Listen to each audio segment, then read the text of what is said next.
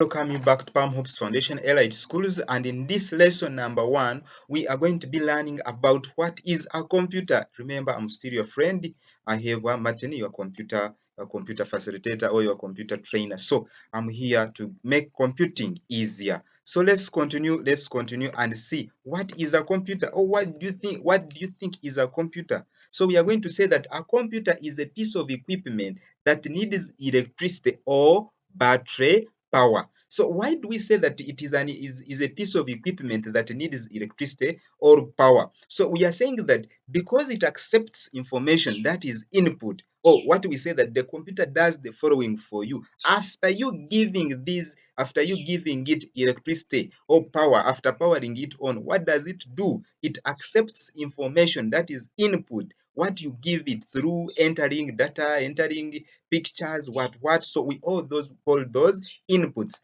then changes the information, meaning that it goes into processing. It goes into the processing stage, and at the same time it produces new information for you, and that information that it produces is called an output. And after doing all that, it stores the new information, that is storage. For example, you may be saying that this is not the correct the correct definition, but from what we have seen, a computer is a piece of equipment that needs electricity or battery power, but now to do what? To accept information as input, changes the information as that one is called processing, then produces new information for you, and that one is called output, and stores the new information. Why does it store the new information? For future reference or for future use. So let's continue.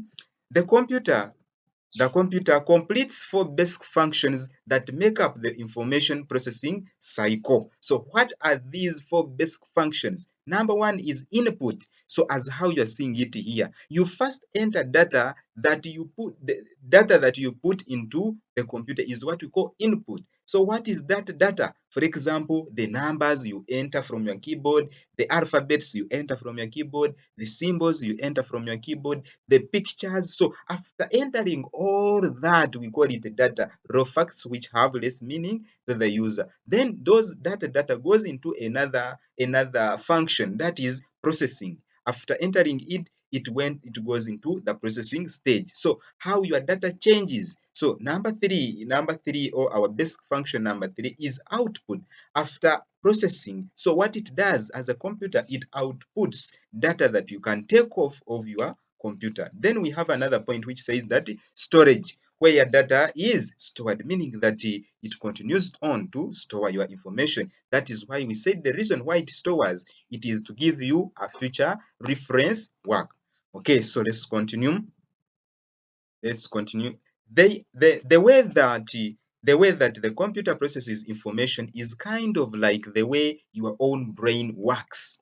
So we are trying to ease the definition of a computer. We are saying that the way the computer processes information is kind of like the way your brain works. So how? We have input, meaning that in input, what you take in through your eyes, ears, mouth, and nose. So if you see something, it means that you've taken that item or what you've seen to your brain, and the brain, what it does, it starts to processing what you've seen, and after processing it, it gives you an output, that is your verbal and written reactions. Then we are also having what we call storage, what you save and where and what you throw away. So that is the storage. So after doing all that, it means that you would have understood what is a computer. So thank you so much, my dear.